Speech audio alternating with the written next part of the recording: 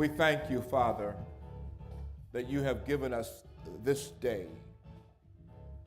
We gather according to your word on the Feast of Matzah as it begins today.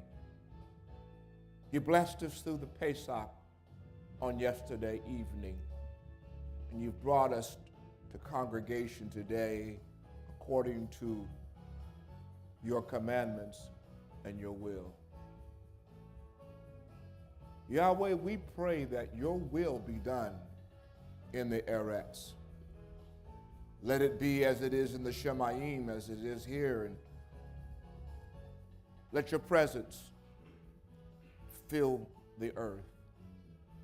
We give you praise and we give you thanks. You have called us out of this idolatrous state, brought us to truth, wisdom, knowledge, and understanding. We thank you because you have given us strength of body, mind, soul, and spirit, the ability to function in this particular day. Let your spirit fill the house that we're in. Let your presence fall upon the worship and upon the teacher that teaches today. We give you praise and we give you thanks in all things. Amen.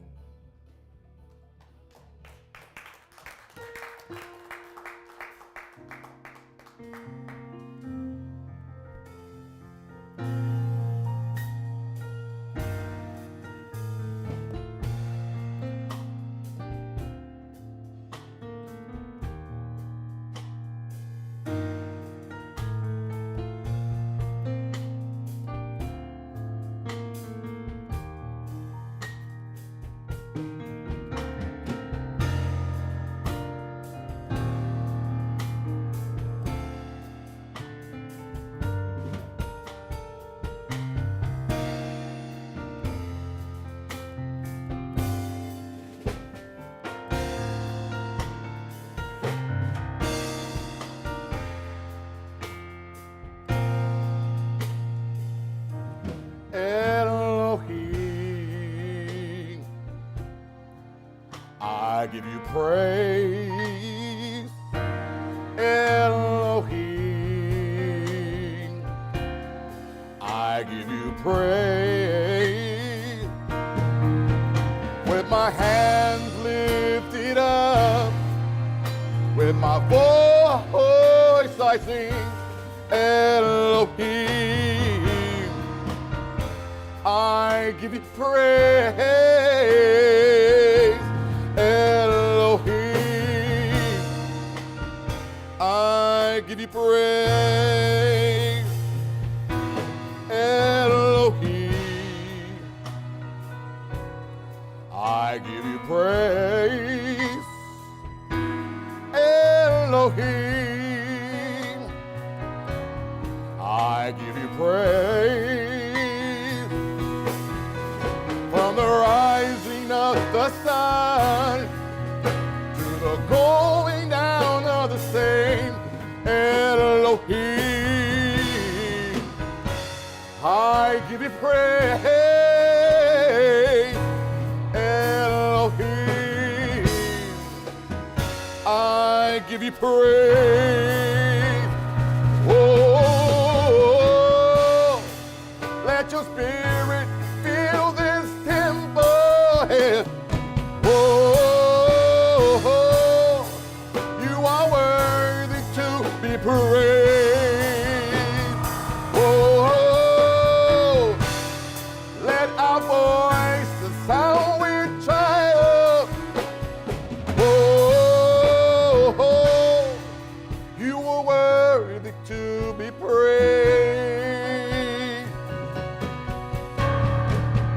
That you are worthy to be praised.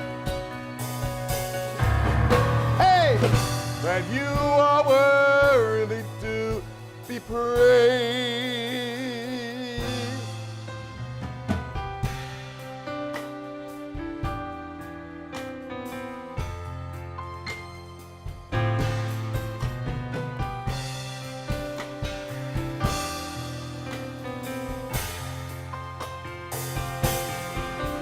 from the rising of the sun to the going down of the same. Elohim, I give you praise. Elohim, I give you praise. Oh, let your spirit fill my temple. Oh, you are worthy to be praised. Oh, let my voice sound with triumph, yeah. Oh, you are worthy to be praised. Oh, let your spirit fill my temple, yeah. Oh, you are worthy to be praised.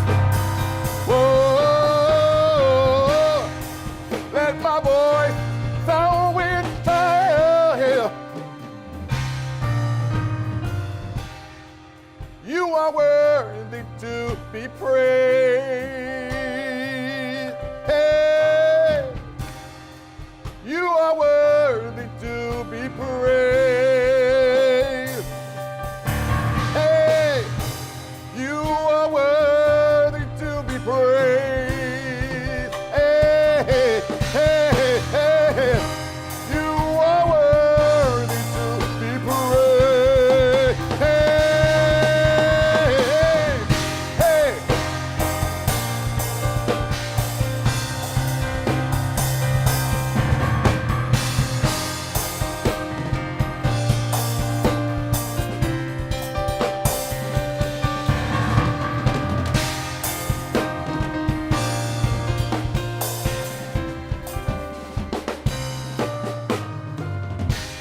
that you are worthy to be praised. Hey, that you are worthy to be praised.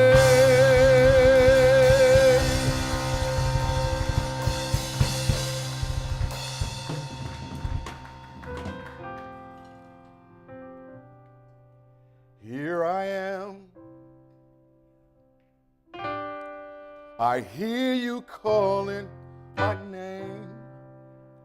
Here I am, Yahweh. I hear you calling my name. I will meet you there. No matter when or where, I hear you calling me. So here I am. Here I am. I hear you calling my name. Here I am, Yahweh. I hear you calling my name. I will meet you there. No matter when or where, I hear you calling me. So here I am. I will meet you at the throne of mercy. I will meet you at the throne of grace. I will meet you in, hey, that special place. Hey, I can finally seek your face. So here I am. I hear you calling my name. Here I am, Yahweh. I hear you calling my name. I will meet you there. No matter when or where, I hear you calling me. So here I am. Come on, y'all. I of mercy. I will meet you at the throne of grace. I will meet you in, hey, that special place where I can finally see your face. So here I am. I hear you calling my name. Here I am, Yahweh. I hear you calling my name. I will meet you there, no matter when or where. I hear you calling me. I hear you calling me. I hear you calling me. So here I am.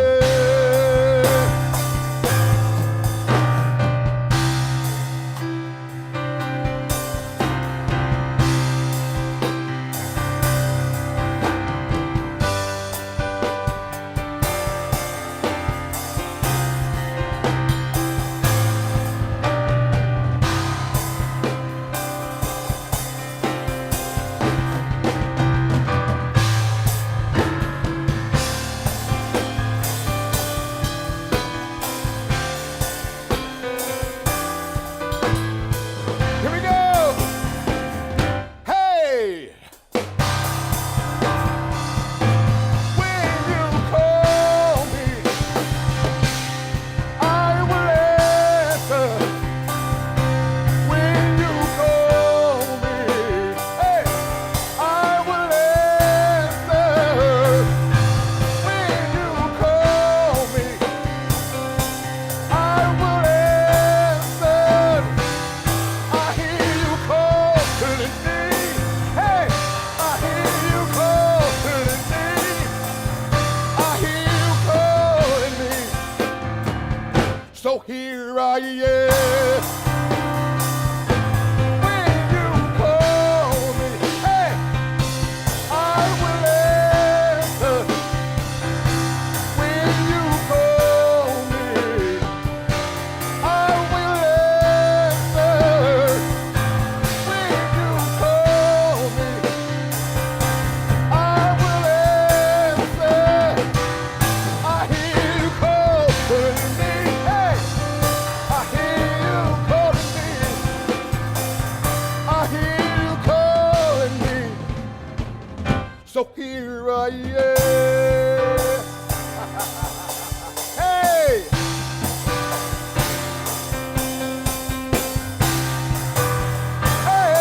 Hey, so here I am. Come on. So here I am. Hey, so here I am. Hey, so here I am. Hey, I hear you calling me. I hear you calling me. I hear you calling me. So here I am. Hey, I hear you calling me. I hear you calling me. I hear you calling me. So here I am. Hey. Yeah, yeah.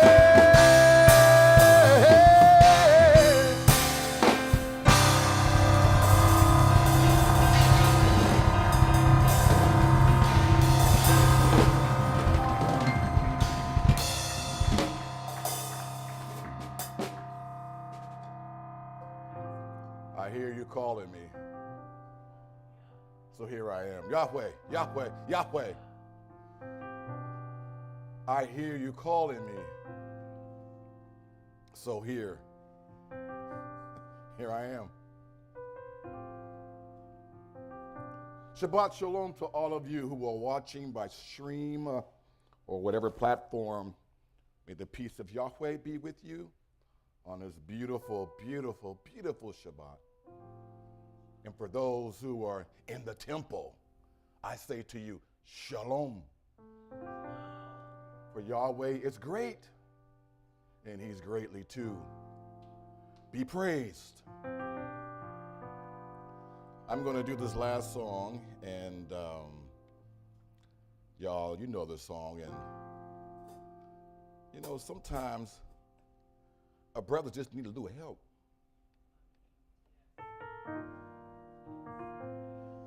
It's an honor being your worship leader. It's an honor bringing forth worship in this temple, knowing that these anthems are pleasing to the Father. For there's no other way but to say the Father has given us this music. And he is so honorable in what he does. And I love him today as we start to begin to celebrate the Feast of Matzah. We remember the festivals. But we were told throughout our generation, for generations, to honor these festivals. They are important. It's awesome living Hebraically. It's awesome being a Hebrew.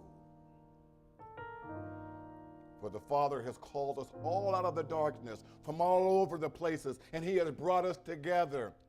He is gathering his people from all over the world. We are Hebrews. We are a proud empire. And today I just want to say I love you. I love you, and I love you.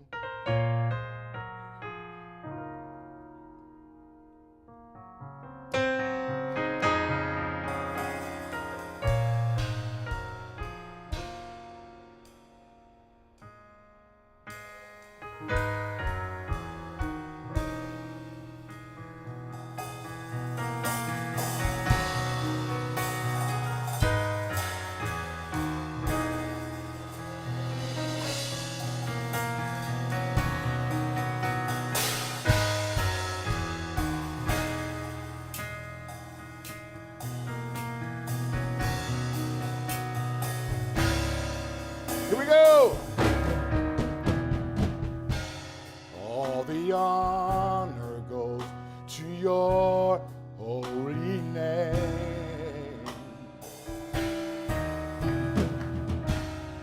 You are worthy, and we give to you the praise.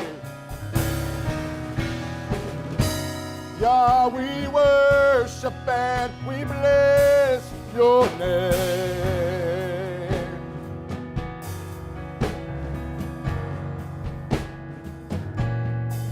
In this place,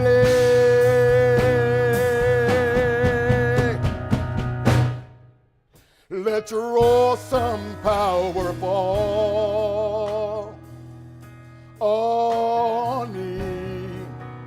Let your glory shower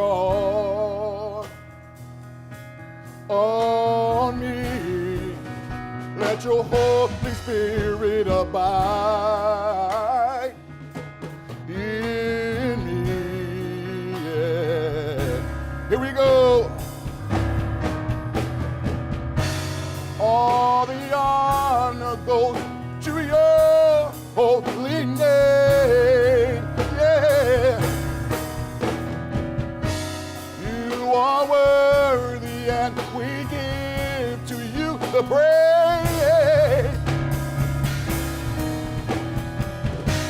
Yah, we worship and we bless your name.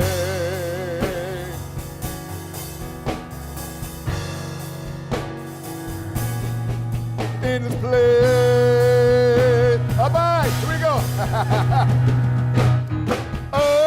Abide.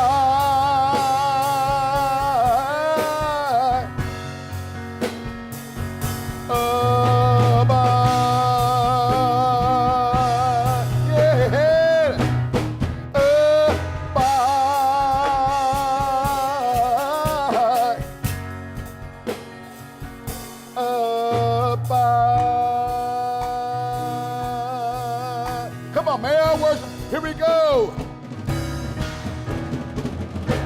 May our worship bring all honor to your name. Giving all we have to give, we praise your name.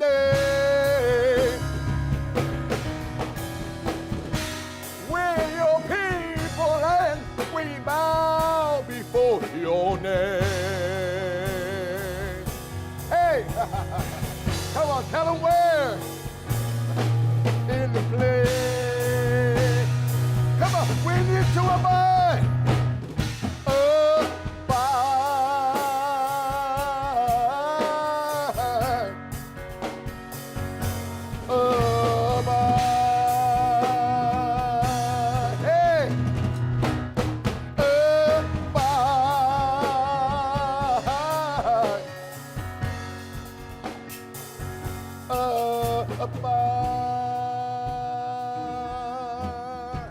Here we go, y'all. Here we go.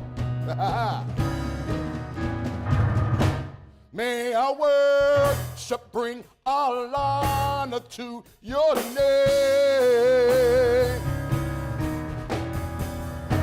Giving all we have to give, we praise your name. Come on, we're your people.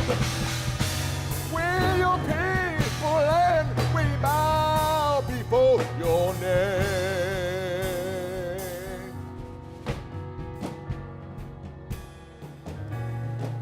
In this place.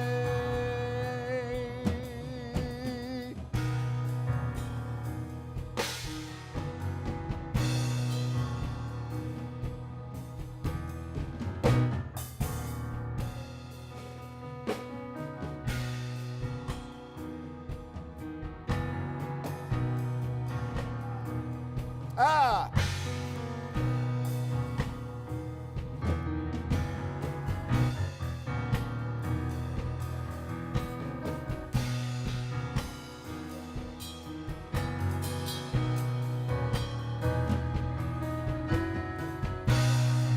Here we go. Come and abide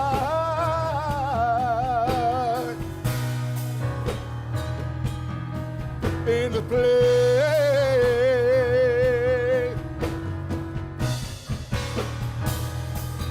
Come and abide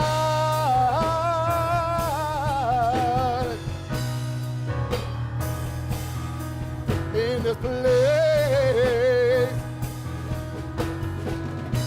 Come on. We worship, we worship, we worship. We worship, we worship, we worship. We worship, we worship, we worship. We worship, we worship, we worship. We worship, we worship, we worship. We worship, we worship, we worship. We worship, we worship, we worship. We worship, we worship, we worship.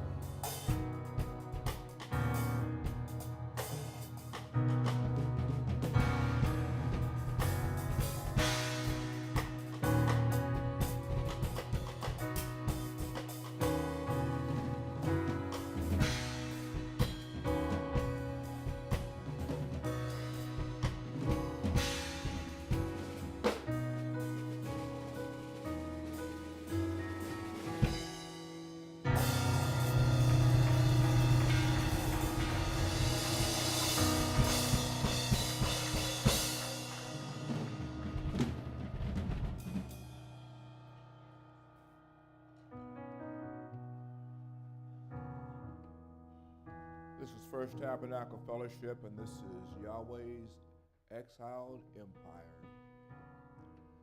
We're happy to be able to congregate today on this special day. Today, coming off of Pesach on yesterday evening, we enter into the 7 days of the Feast of Matzah. I read to you from text Shemot, chapter 12, that's Exodus, beginning at verse 15.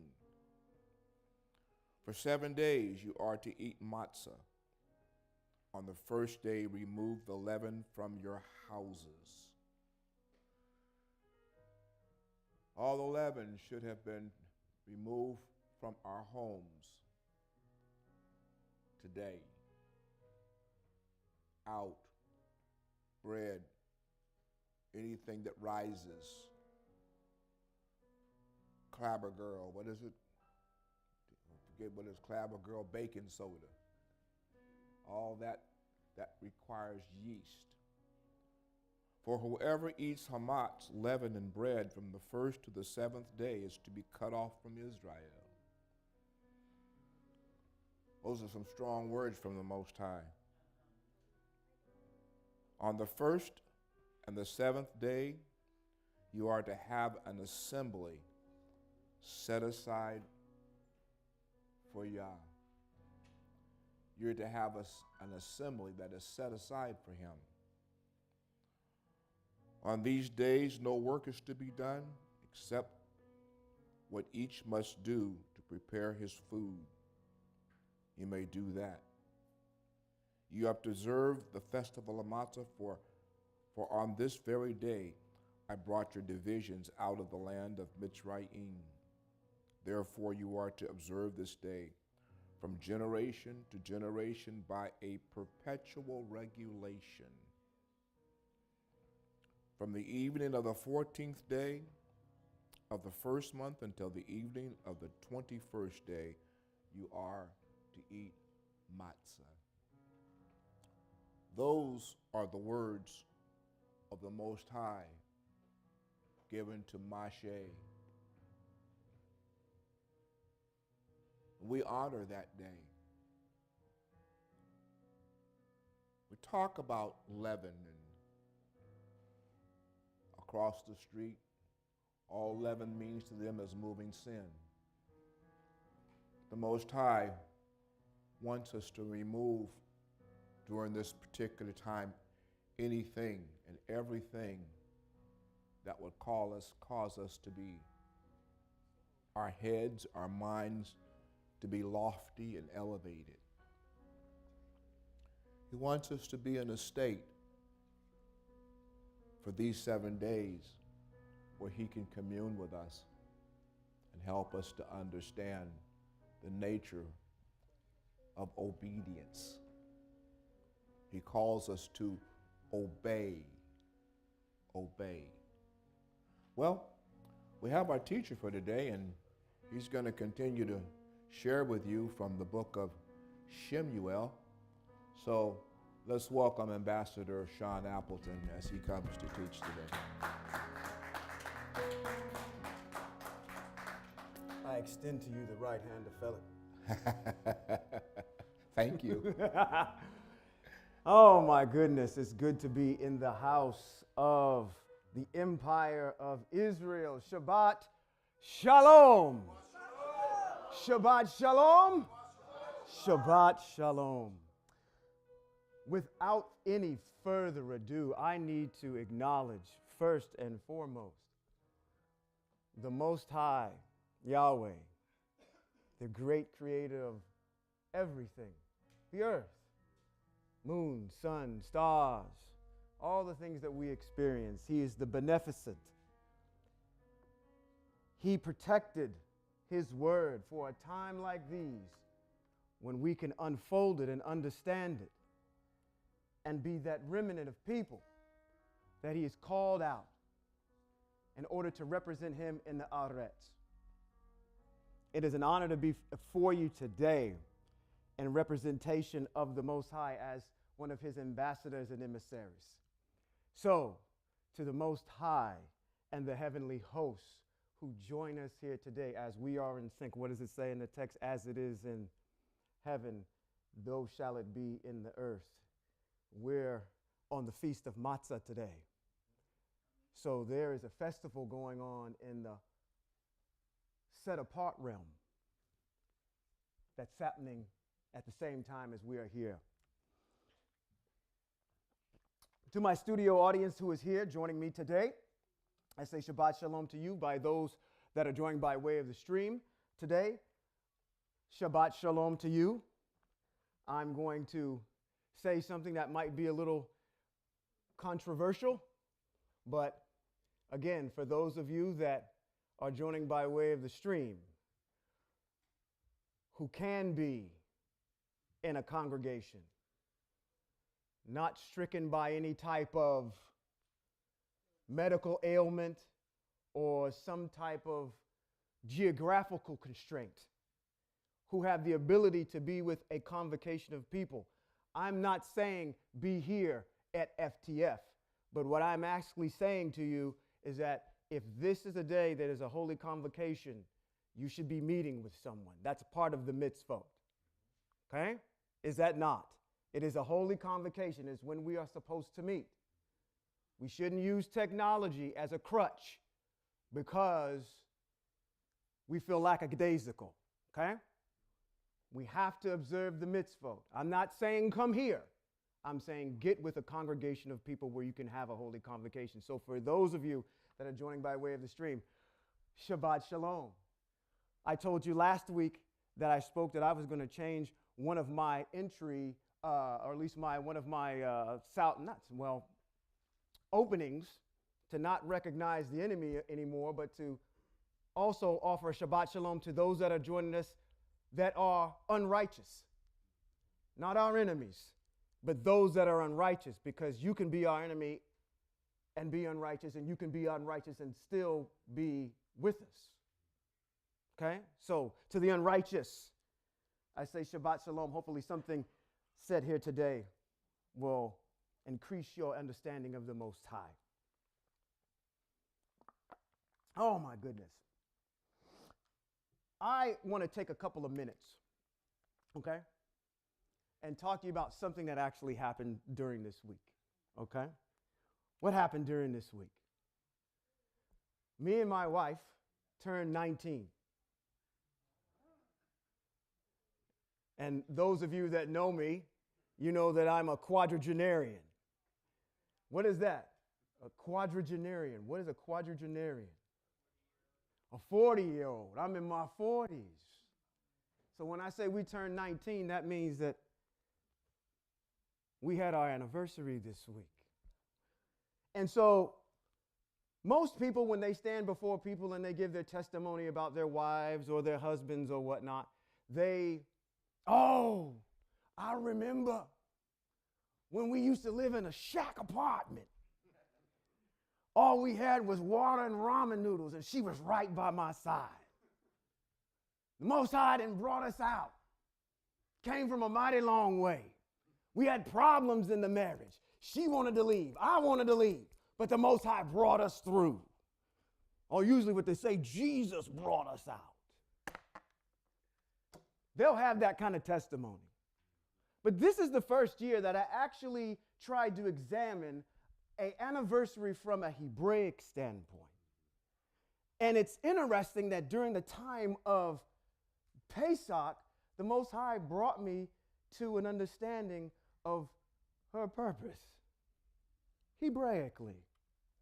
Let me share this with you. This was tantamount for me. This may be old hat or old news to other people, but Hebraically. My attention was drawn on Pesach to the things that were germane to our ancestors that happened in Mitzrayim. What happened? They were there, they were slaves, and they cried out to the Most High. The Most High brought them a kind of a Messiah in the form of Moshe. Now, Moshe had a relationship with the Most High, where the Most High told him, said, look, this is the game plan. I'm going to do a whole bunch of plagues. And every time that you go in and ask Paro to let let the people go, he's going to tell him what? No. I'm going to harden his heart.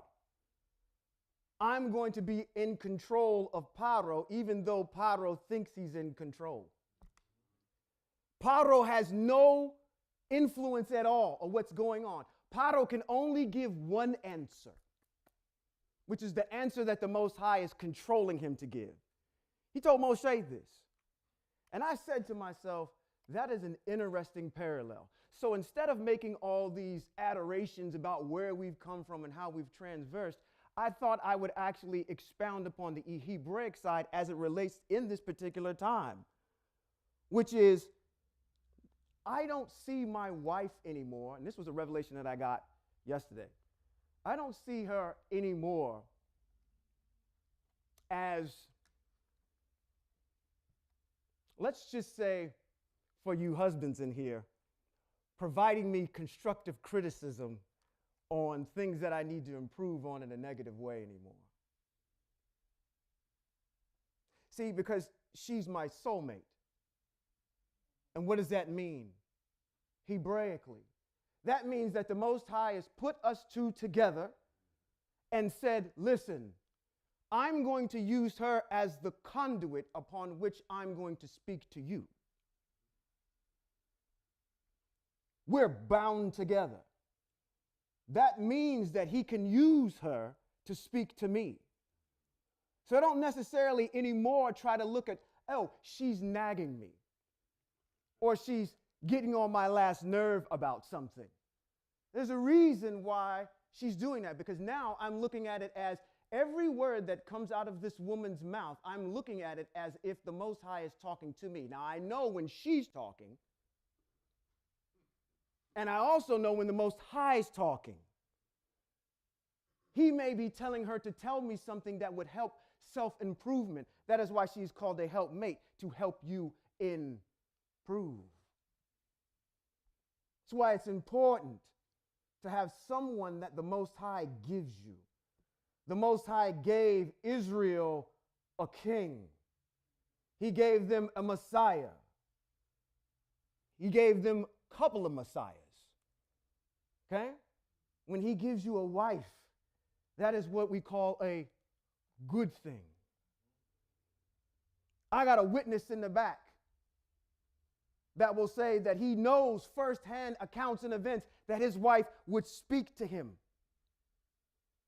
Not by her own volition. That's why I bring up the issue of Paro, because Paro couldn't say anything other than what the Most High told him to. She may be acting under her own auspices by telling me something, but I'm looking at it as now the Most High is using her as a conduit, as a sounding board for me to hear what he wants me to improve on.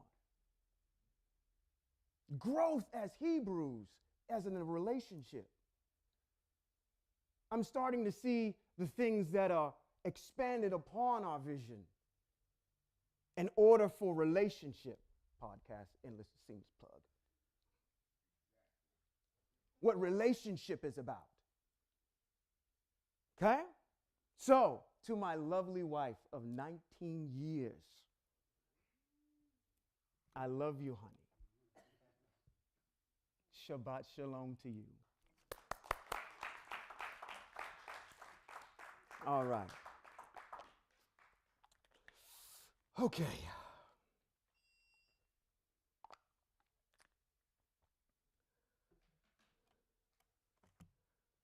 Oh boy, I need to turn this on.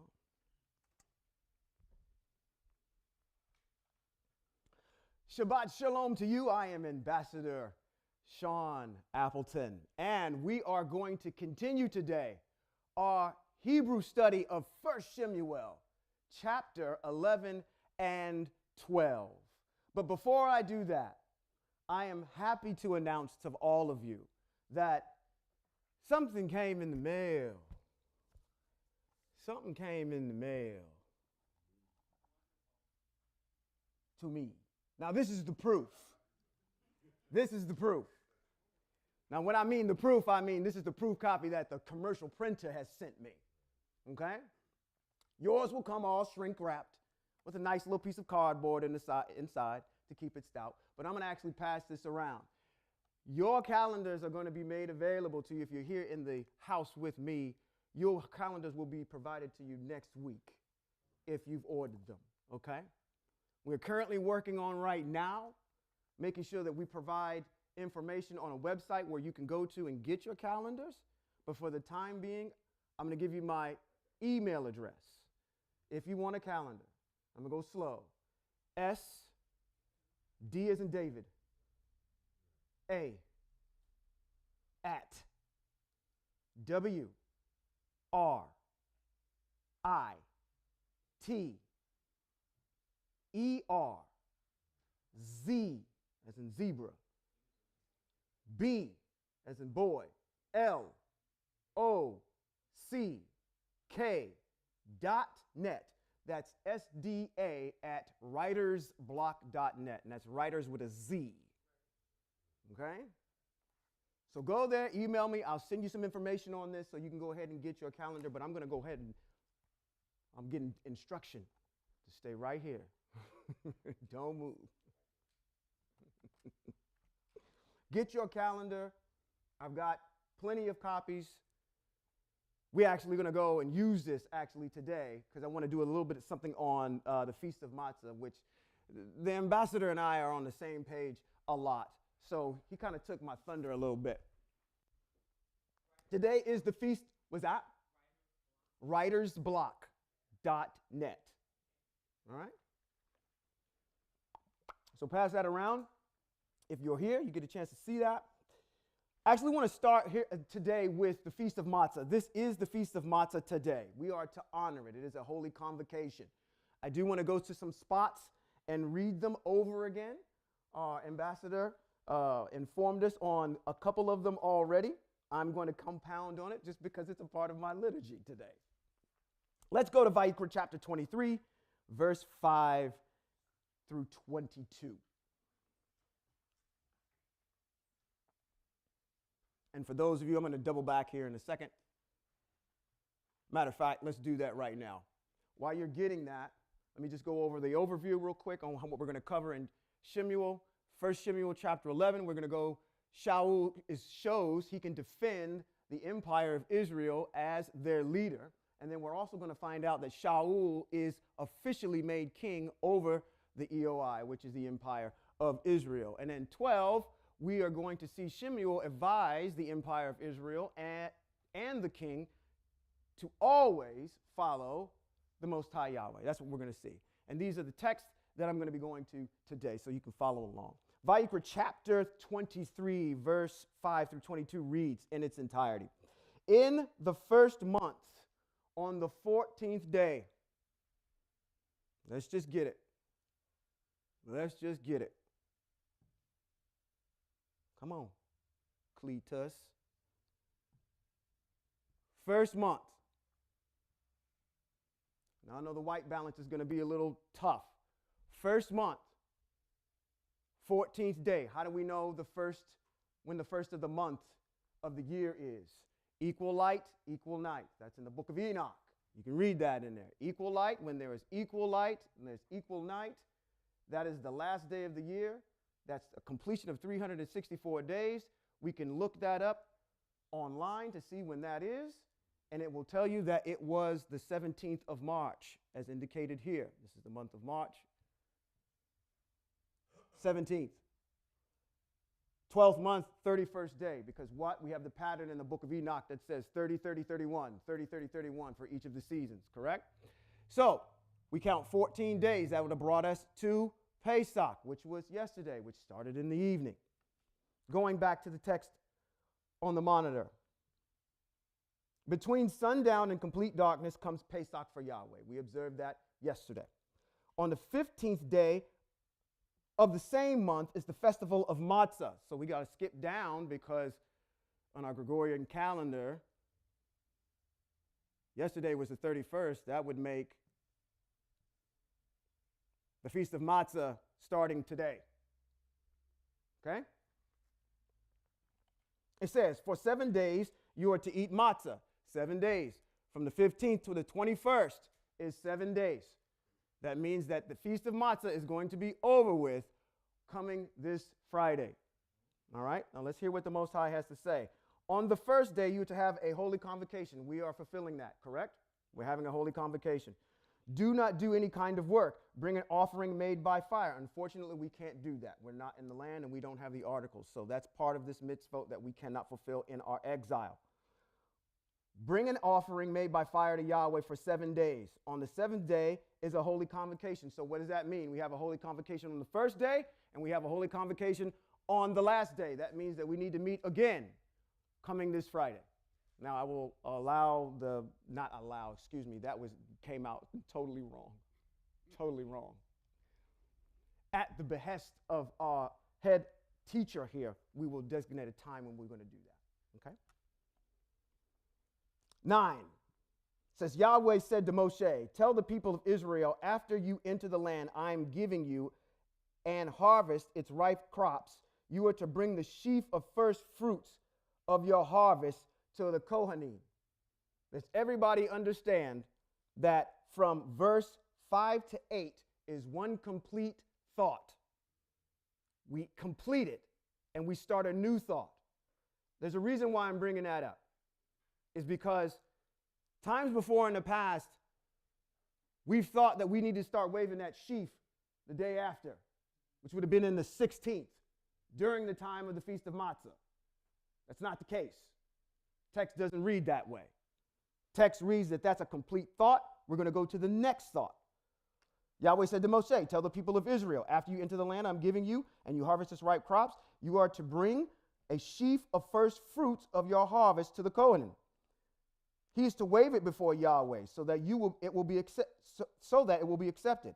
The Kohen is to wave it on the day after the Shabbat. So if we complete the Feast of Matzah, and this is a totally new idea that's starting, the day after the Shabbat is what? The 23rd of our Hebrew calendar, but it's the April 9th. That's Monday. All right? That is a first fruits. This is a mitzvah we have to observe. This is another appointed time that we need to meet. Okay?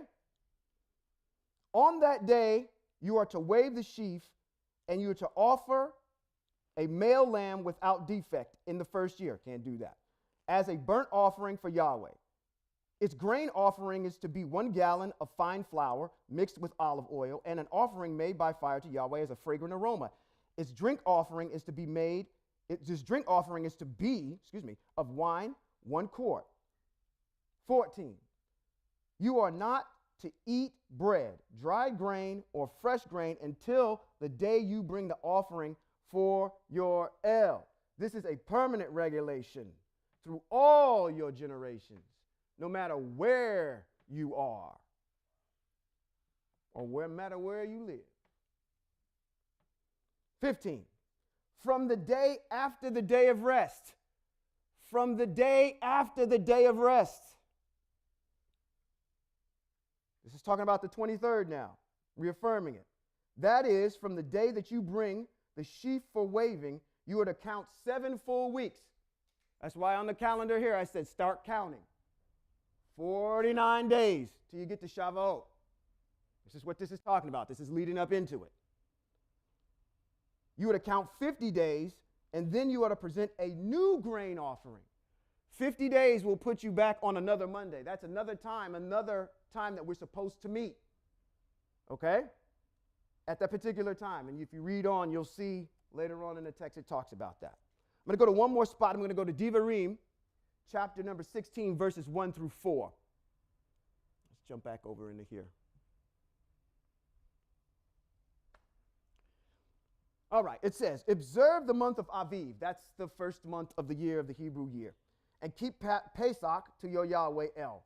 For in the month of Aviv, Yahweh, your El, brought you out of Egypt at night, which is Mitzrayim.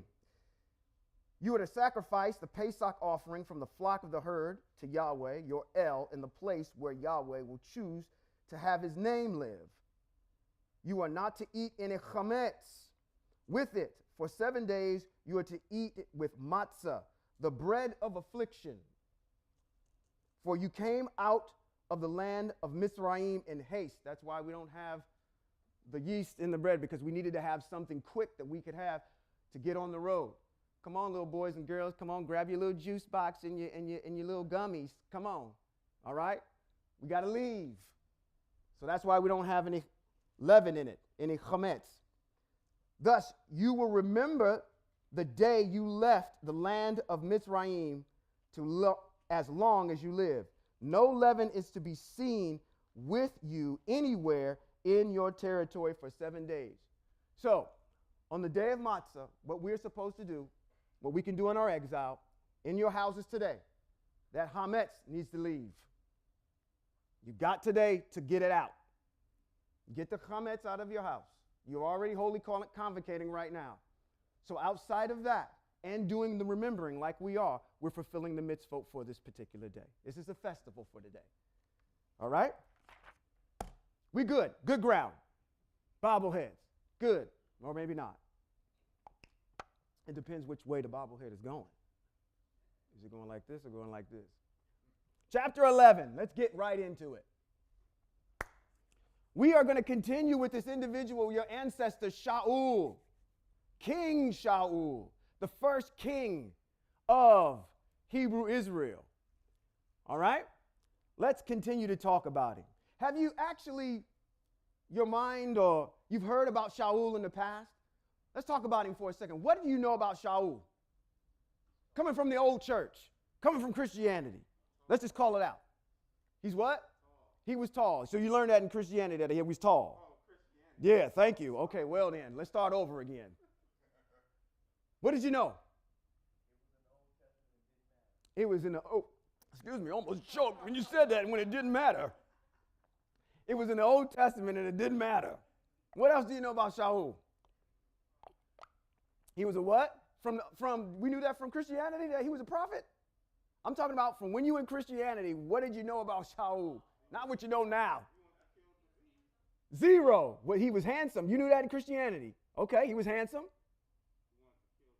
He wanted to kill David. Yeah, that's a big part of his persona. Kind of this tyrant, rogue king. But as we can see, he didn't start out that way. Not at all. Have a totally different picture of him. Let's continue on with our saga.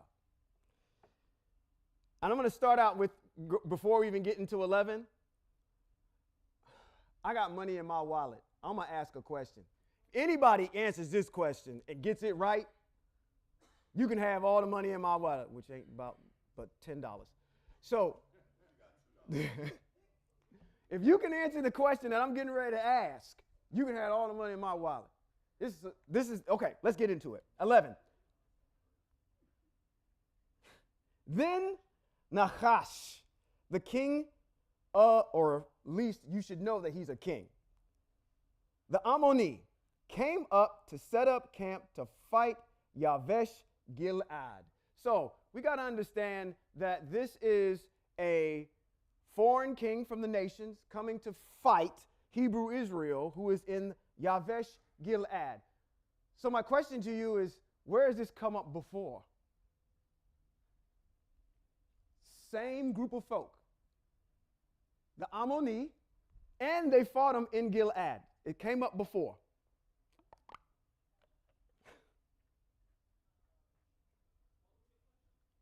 Okay. It says, then Nachash, the Ammoni, came up and set up camp to fight YAHWEH'S Gilad. So I'm saying the Ammoni are a nation of people. They came to fight Hebrew Israel, who was in YAHWEH'S Gilad. Where is these two places come up before?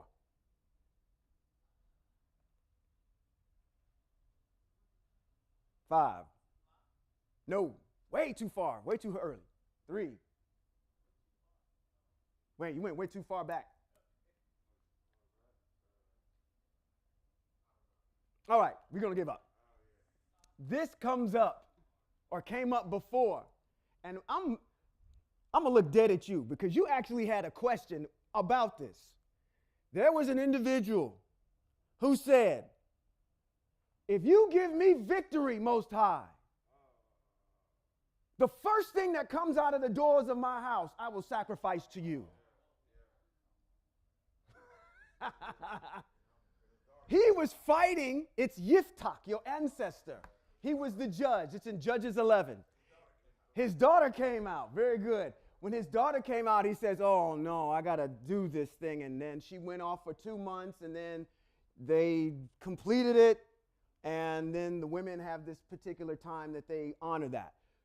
he was going to fight. He said, Yahweh, give me a victory over the Ammoni in the area of Gilead. So this has come up before, all right? So this is old news. Okay, so that was nerdy, all right? I know that y'all was like, where are you going with this one? All of this stuff ties together, okay? All the men of YAHWEH'S said to Nahash, if you will make a treaty with us, we'll be your subjects. My goodness. Okay. Nahash, the Ammoni replied, I'll do it on this condition, that all your right eyes be gouged out and thus bring disgrace on all of Israel. Now let's stop for a second. Why is he picking that? Remember, nothing is put in this text that is oddball or out of place. It's come up before. Why is he saying or using this to say, let me put out their eyeball? Fine. I'll agree on this condition. But that we got to put out your right eyes.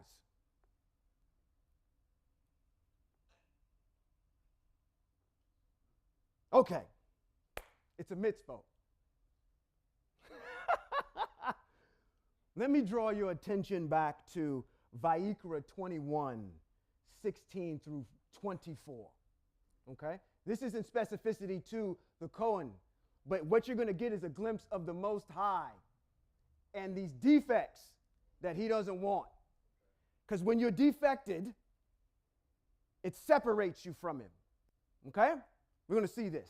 Let's go, and I'm going to give you an example. 16. Yahweh said to Moshe, tell Aharon, none of your descendants who has a defect may approach to offer the bread of his El. No one with a defect may approach. No one blind, lame, with a mutilated face or limb too long, a broken foot or a broken arm, a hunchback, stunt growth, cataract in his eyes, festering from running sores, or damaged testicles. No one descended from Aharon the Kohanim who has such a defect may approach to present the offerings for Yahweh made by fire. He has a defect and is not to approach to offer the bread of his El. He may eat the bread of his El, both especially set apart and set apart. Only he is not to go into the curtain or approach the altar because he has a defect, so that he will not profane my holy places or my set apart places, because I am Yahweh who makes them set apart. I'm going to put out your eyes because it's going to disconnect you from your Most High. We'll surrender, but I don't want you coming behind enemy lines and calling on your Yahweh and getting us killed. So let's disconnect you from him all the way. All right? So let's use something. So even your enemies know your text and will use it against you, unless you know it. All right? 3, the leaders of YAHWEH'S answered him. So this is Hebrew Israel. They said, it's going back to Shemuel. Verse 3. Give us 7 days, grace to send messengers throughout Israel's territory. Then if no one will rescue us, we will surrender to you. I'm debating with you guys right now whether or not I'm going to jump into an apocryphal book called the Book of Judith. The Book of Judith has the same type of scenario in it. Okay? If you liked Devorah, if you thought she was cold-blooded, you thought she was the woman king, wait till you hear about your ancestor Judith. She's something else. And the same type of thing happens in the apocryphal book of Judith. But I don't want to give too much because we're going to go through the book of Judith. I'm just trying to figure out when I'm going to fit it in. I had Judith slated for King David, but I may just jump into that teaching sooner rather than later. Moving on, though. Keep that in the back of your mind because she's going to come up. And I'm going to say, remember when we talked about them giving up? And I made that apocryphal book correlation. The messengers came to Giv'ah, where Shaul lived. And it said these words in the hearing of the people. And all the people cried out and wept. As they were going on, Shaul came, following the oxen out of the field. Shaul asked, what's wrong with the people to make them cry like that? So Shaul's coming to the rescue here, and he's trying to understand why these people are crying out like this. He says, they told him what the men from YAHWEH'S said. So the spirit of El fell on Shaul. When he heard this, blazing furiously with anger, he seized a pair of oxen and cut them to pieces. Then he sent them throughout the territory of Israel with messengers saying, anyone who doesn't come and follow Shaul and Shemuel, this is what will be done to his oxen. I want to stop for a second because the thing that I saw here when we're looking at this is a fledgling leader making some simple mistakes right off the bat. It's like, well, how are you getting that, Ambassador? Let's take a look at this for a second. Shaul is not a military man. Is he not? He is not military. This is his first battle that he's getting ready to wage. He doesn't know what he's doing. I'm getting on my own on this one by telling you this, that I believe that the reason the Most High Spirit fell upon Shaul was because he wasn't courageous enough to do the things that he needed to do as being a leader in order to go ahead and wage this or enact something. He had to have the Spirit of the Most High on him, which is not a bad thing. Now, granted, in Shaul's lineage, Kish, his father, is a brave man, but he is not depicted as being not. Shaul is a pretty boy. Remember the thing we went through last week with Kevin? Not saying that Kevin's a pretty boy, but very handsome man, but that whole entire deal. He is not equipped. He doesn't have the attributes, all right? Or the military experience. Now, there's something else that we have to see in these particular sentences that are here. It says, anyone who does not come out and follow Shaul and Shemuel, this is what will be done to his oxen. What is he doing? He's actually trying to influence a group of people by showing them something very horrific. He's ruling by intimidation. Instead of actually, that's why I said he's making fledgling mistakes. Instead of rallying the people behind the Most High, who does he rally them behind? Me and Shemuel. He's diverting the people's attention from where it needs to be, which is who's going to deliver us in battle? Not Shemuel, not Shaul, but the Most High Yahweh. He's making simple mistakes. And I give him the benefit of the doubt because he's never been a king before. So we got to give our ancestor the benefit of the doubt. Going on in 11. It says, the fear of Yahweh fell on the people. That's important. I just got done telling you that. I said, but they didn't fall in fear of Shaul and what he said. They fell in fear of whom? The Most High. So the people actually knew what to do, which is good for a change because this is a stiff-necked, hard-headed group of folk. And they came out with united hearts. They reviewed them at Bezek, he reviewed them at Bezek. There were 3,000 from the people of Israel. The men of Yehuda numbered 30,000. Why do we always mention Yehuda? Because Yehuda goes out first. Okay. To the messengers that had come, they said, tell the men of Yavesh Gilead tomorrow, by the time the sun is hot, you will have been rescued.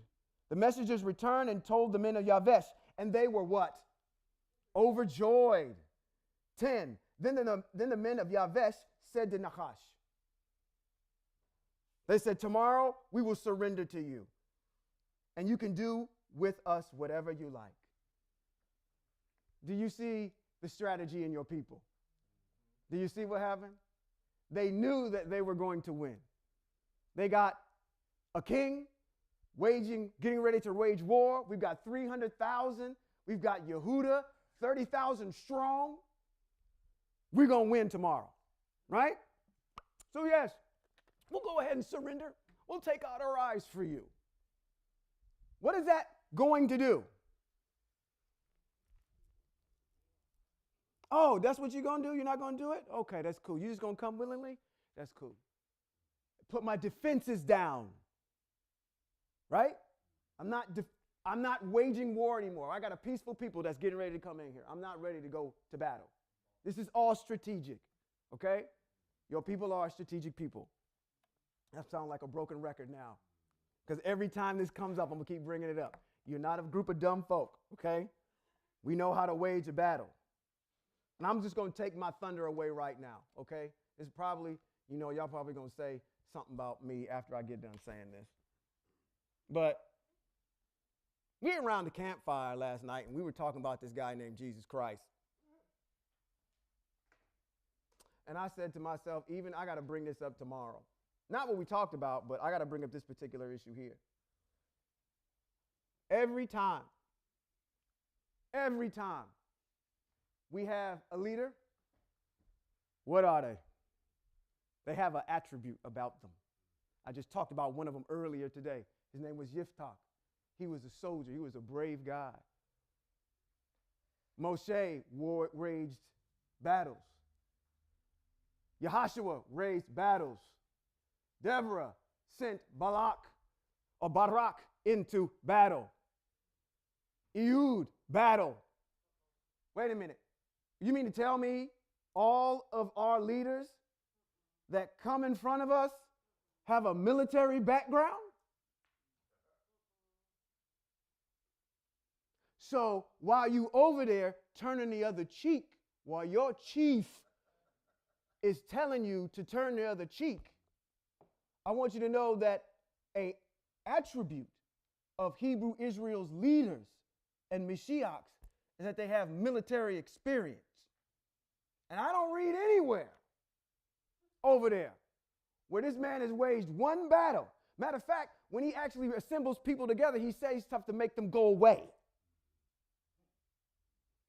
Okay? Attribute of your leaders is that they're military-minded people. They've got to be able to protect you and protect our borders. And you can't give me one criteria of information that says this man can protect Hebrew Israel, other than just by him saying it and putting on his pants and his socks and his shoes and his zapatos and his chancla and his calcetina. Okay, I'm speaking Spanish. His clothing like you do. But I digress. It says in 10, or matter of fact, we're at 11. The next day, Shaul divided the people into 3 companies. Then they entered the camp of the Ammoni during the morning watch and kept attacking until the heat of the day, until those who remained were so scattered that no 2 of them were left together. They kicked their butts so bad that if they was fighting in pairs, they was split up by the time they got through with them. It says the people said to Shemuel, "Who are the men who said, 'Is Shaul to rule over us? Hand them over to us so we can put them to death.'" Where did that show up before? At the end of chapter 10. Remember where they said that there were some people in there that said, "Hey, this is Shaul, he's going to be our king." And they said they paid him no respect. So these people are asking for their heads. Who were these folks that actually said this? Because do you see the military conquest that Shaul, through the influence of the Most High, has just gave us? So they're commending their new leader.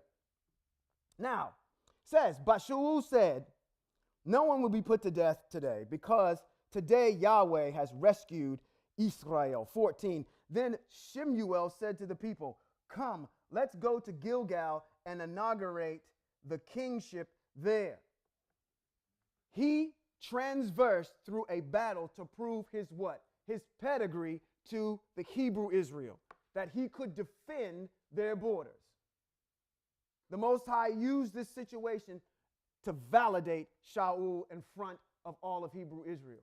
You would think just because, again, without that military background, or at least he's somewhat got some experiential knowledge with this here, but he's being set up for success by the Most High. There's nothing wrong with Shaul other than the fact that we've got a precursor already that says he comes from the tribe of Benjamin, and we also know that the kingship is never going to be bereft from the house of who? Yehuda. All right? So other than those two criteria, Shaul's being set up for success. 15 says, so all the people went to Gilgal, and there in Gilgal, before Yahweh, they made Shaul king. So we now have an official king, and Hebrew Israel, our very first one. They presented sacrifices as peace offerings before Yahweh there, and there Shaul and all the people of Israel celebrated with great joy. Chapter 12. Shemuel said to all Israel, listen what he says. He says, here, I'm going to go slow with this. Listen to what he's saying to Israel. We've just inaugurated Donald Trump. No, we've just inaugurated. He said, your tongue should have fell out your mouth. We just inaugurated King Shaul. And this is what Shemuel is saying after which. Here, I have done everything you asked me to do. I have made a king over you. There is a king walking ahead of you, but I am old and gray-headed. There are my sons with you, and I have walked at your head from when I was a boy until today. I want to bring your mind to something, what Shemuel actually is. What is Shemuel? Shemuel from his birth is a Nazir. He hasn't cut his hair or fallen short of that since his inception. Okay? So this is a person that is definitely got the ear of the Most High.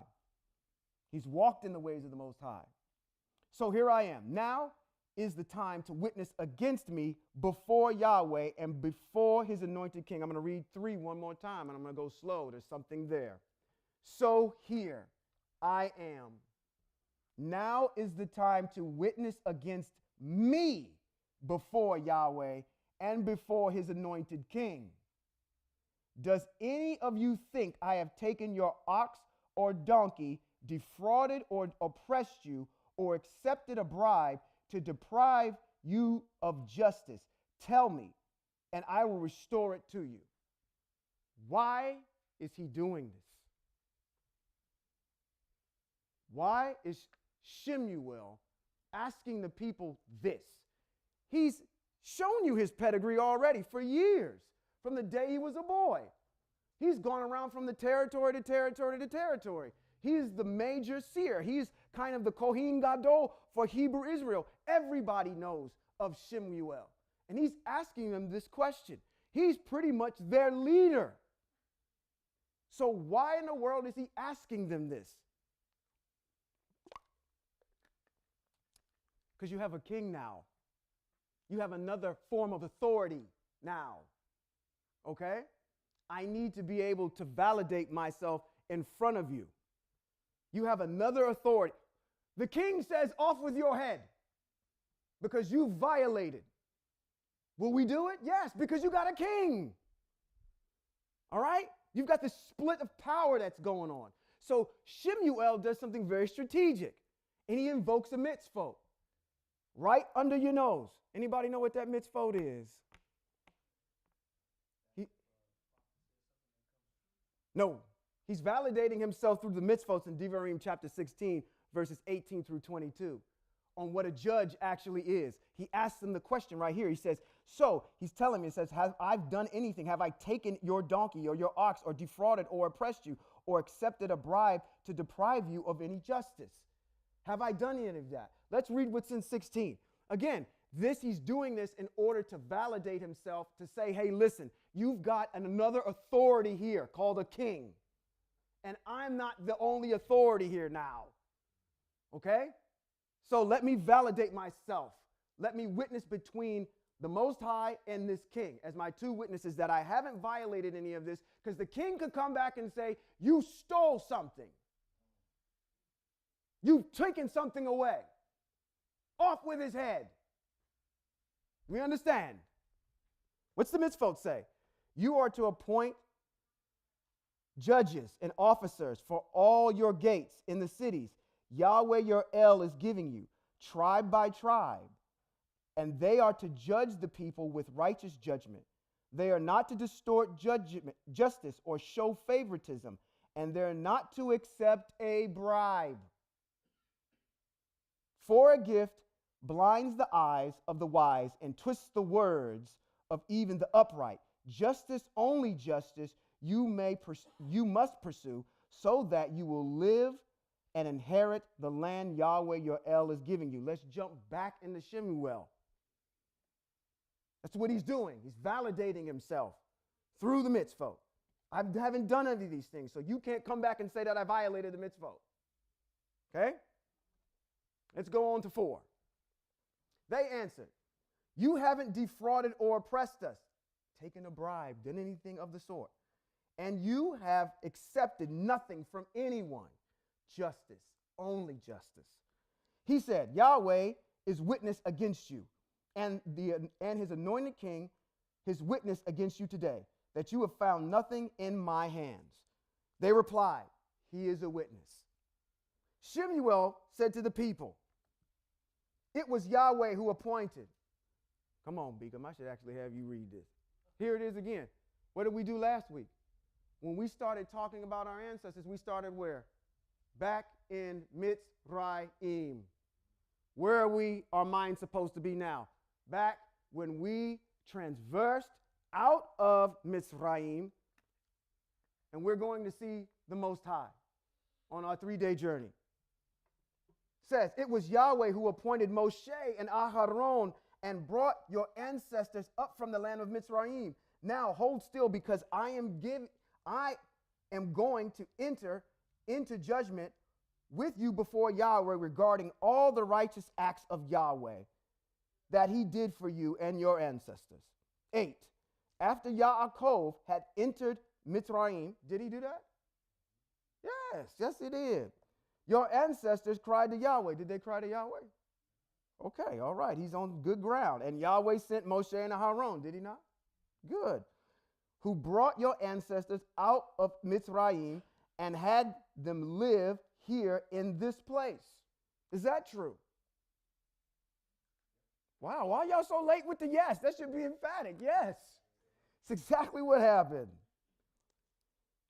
Oh. 9. But they forgot Yahweh, the El. So he handed them over to Sisera, commander of the army of Hatzor, and to the Philistine. Let me go back to Sisera. What can you remember about Sisera? No, not that guy.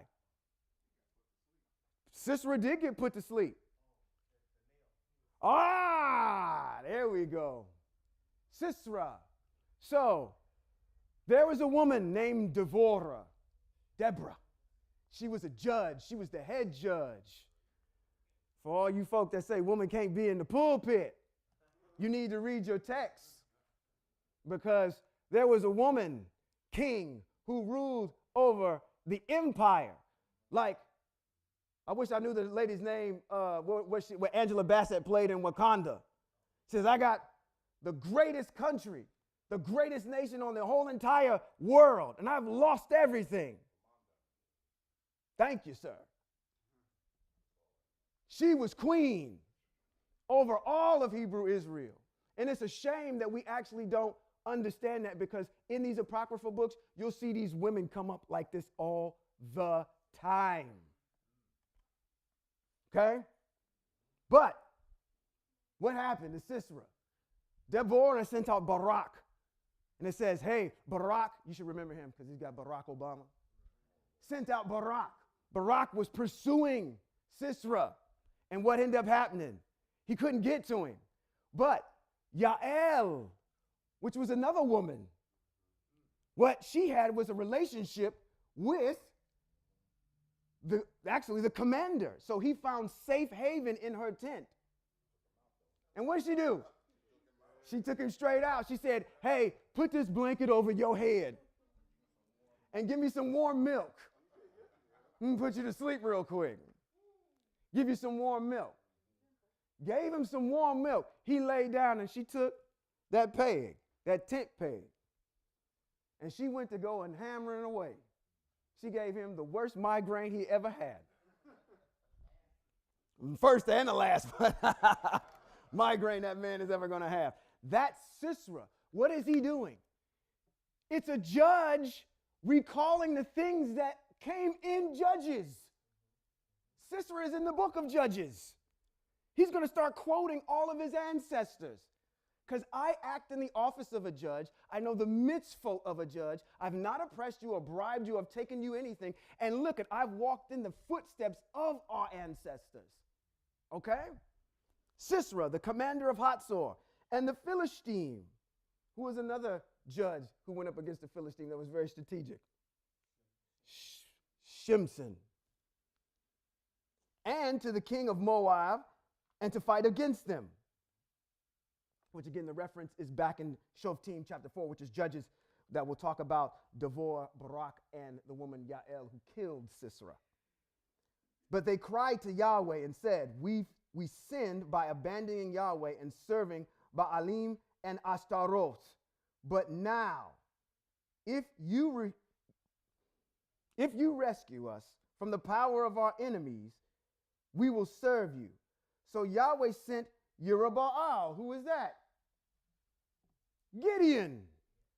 He sent Gideon, Bedan, Yiftach, and Shemuel, and rescued you from the power of your enemies on every side, and you lived securely. When you saw Nahash, the king of the people of Ammon, was attacking you, you said to me, no, we want a king over us. He's getting ready to complain. Because I'm going to tell you what, Shemuel has not let this go about them wanting a king. Even though the Most High said, hey, listen, they're not rejecting, listen, they're rejecting me. They're not rejecting you, they're rejecting me. So he hasn't let this go. He's going to start complaining at him. Says in 12, when you saw that Nahash, the king of the people of Ammon, was attacking you, you said to me, no, we want a king to rule over us, when Yahweh, your El, was your king. Now, here's the king you have chosen, the one you've asked for. See, Yahweh has put a king over you. I bolded this in my notes and underlined this next verse. If Hebrew Israel, you will fear Yahweh, serve him, obey what he says, and not rebel against Yahweh's orders, if both you and the king ruling you remains followers of Yahweh your El, then things will go well with you. But if you refuse to obey, isn't that something that we continue to keep hearing over and over and over and over again? You should be tired. You should have obey just coming out of your ears and nose and every orifice out of your body. Because this is just riddled all over our text. But if you refuse to obey what Yahweh says and rebel against Yahweh's orders, then Yahweh will oppress both you and your leaders. So guess what's getting ready to come up in true fashion. Now, therefore, hold still and see the great deed which Yahweh will perform before your eyes. Now is the wheat harvest time, isn't it? What time of the year is that? You got a Hebrew calendar now. What time of the year is that? That's in the spring. You've actually got two wheat harvests.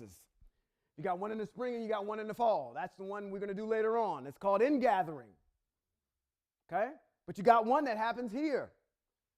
It says, I'm going to call on Yahweh to send thunder and rain. It usually doesn't rain too bad during that time of the year, but we can pinpoint this particular time to right about now. It says, I'm going to send them thunder and rain. Boy, oh boy. Then you will understand and see how wicked, from Yahweh's viewpoint, is the thing you have done for asking for a king. I got to believe, again, obviously, the Most High put a mitzvot in place that safeguards Hebrew Israel from selecting their own king. The king is appointed by the Most High. That is a mitzvot, okay? But it never was an intention for it to be enacted. okay? It was a kind of a dormant mitzvot that's on the side. But it was never intended for it to be enacted. And Shemuel knows this. So he's saying, listen, just because you think that you got a king, this is still a wicked thing in the viewpoint of the Most High. So understand what the intention of the mitzvot is for. Not to say that Hebrew Israel needs a king. It is from the viewpoint of protecting Hebrew Israel from making their own king from themselves. The mitzvot is specific when it says that your king shall be appointed by Yahweh, not by the people. That's the intention of the mitzvot. Not for you to have one. Okay? So he's speaking good here, but you got to understand the intention of the mitzvot in order to move forward. Okay? 18. Shemuel called to Yahweh, and Yahweh sent thunder and rain that day. Then all the people became very much afraid of Yahweh and Shemuel. I'm going to turn to my wife real quick, and I'm going to ask her, how bad does it have to be for thunder and rain for you to be scared? Because we both grew up in the Midwest, and we know what a thunder and a lightning storm is. We know what rain is to pick you up and push you down the street. So we've lived through that before. So I'm thinking it's got to be pretty bad, okay, in order for this to draw so much fear and trepidation in front of the people, just to put yourself in the mindset of what this had to be. This is not, I like to kid with you Californians all the time, because I am part Californian, and I'm actually part, I think I've spent more years in California than I actually have been in Ohio, where I'm from. So I've kind of got this duality that's going on right now. And I'm going to tell you what, y'all don't know what a thunderstorm is. You have no idea. Nothing at all will prepare you for a thunderstorm back east in the Midwest. Y'all drive 15 miles per hour in a light rain. I mean, somebody blowing out there with spit in their breath is rain to y'all. Y'all are swerving all over the road.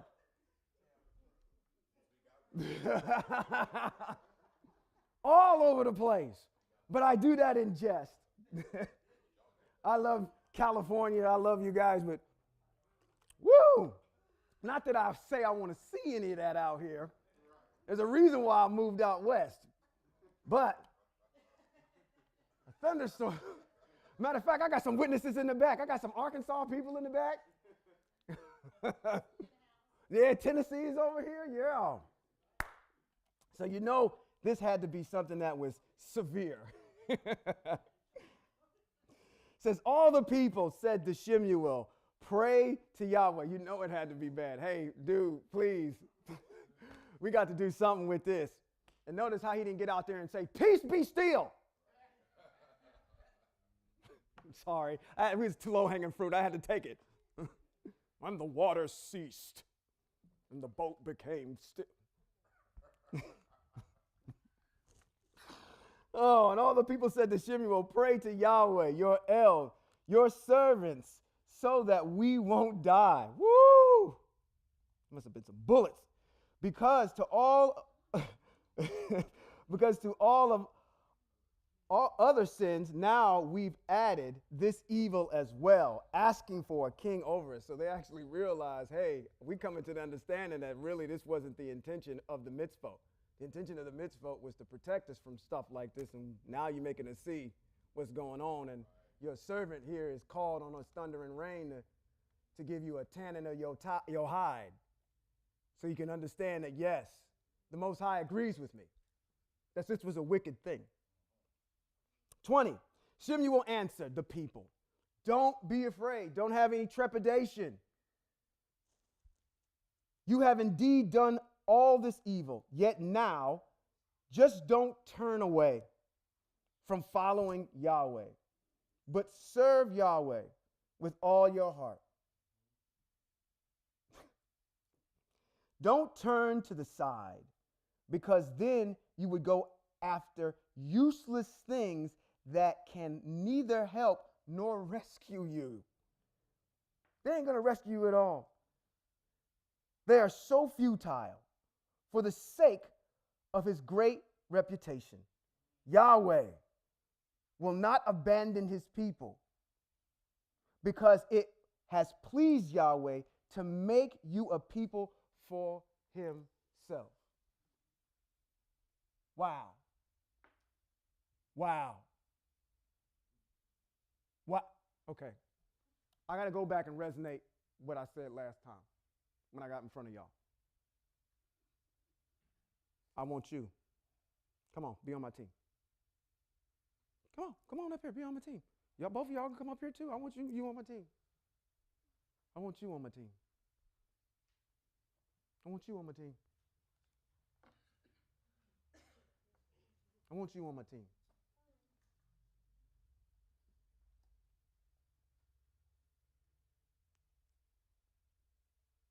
I've called you out of all this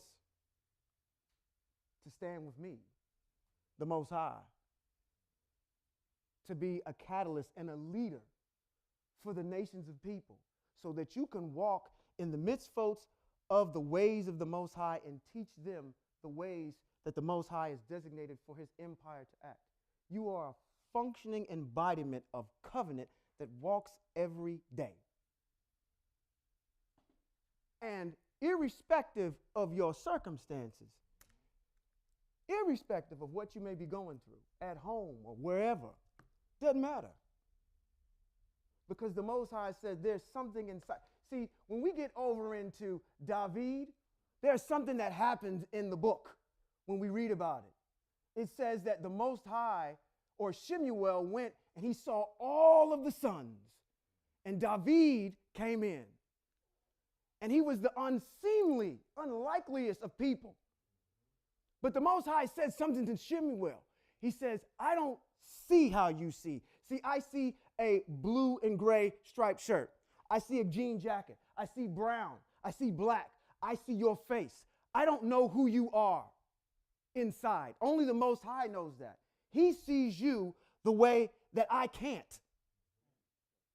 So irrespective of what you're going through, the Most High sees something there that says there is a spirit of truth that's there that I can use in order to proselytize other Hebrews that are out there to make them understand who they are.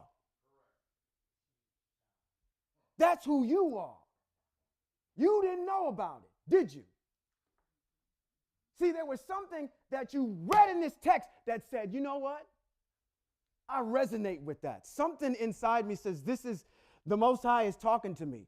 I feel like something is doing this the whole entire time. That's what the Most High did. So when we read stuff like this, and the ancestors say, okay, the Most High picked you as a special people, that's nothing to take lightly. If you are a man, you actually are covering or have a covering inside you. You actually are carrying the covenant of the Most High right here. That's who you are. Don't take that ever lightly.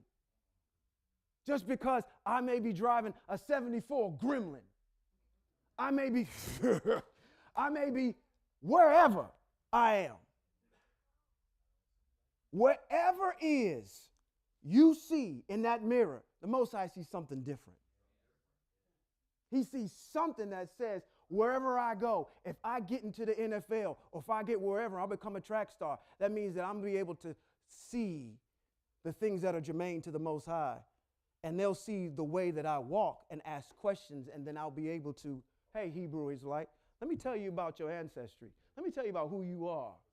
He is, listen, moving you like a chessboard. This is the Most High's master plan.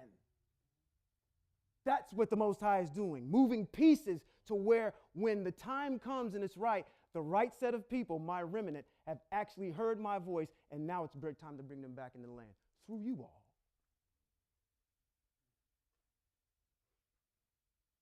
Don't take that lightly. Y'all used you as an example. I don't know if I was talking to somebody or not up here. But know that's who you are. Thank you.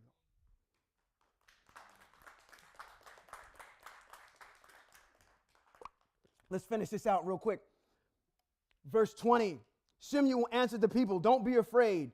You have indeed done all this evil, yet now just don't turn away from following Yahweh, but serve Yahweh with your heart. Don't turn to the side, because then you would go after useless things that can neither help nor rescue.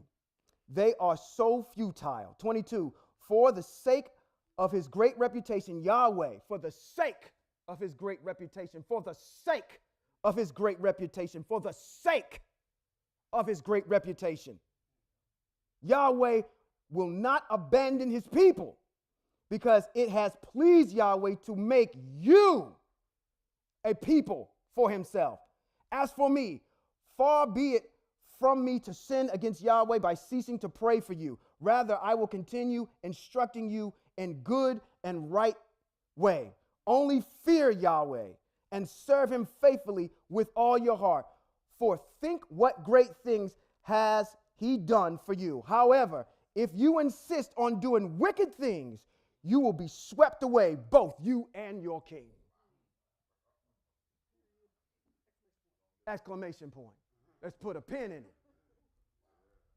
Powerful words from our ancestor. We're going to continue with this particular teaching next time we get together, and I hope you got something out of it. So let me bless you as we adjourn. Yivarekaka Yahweh v'yishmareka.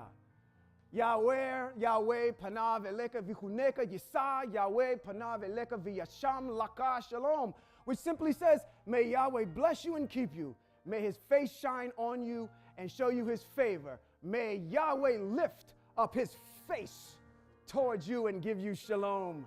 Thank you.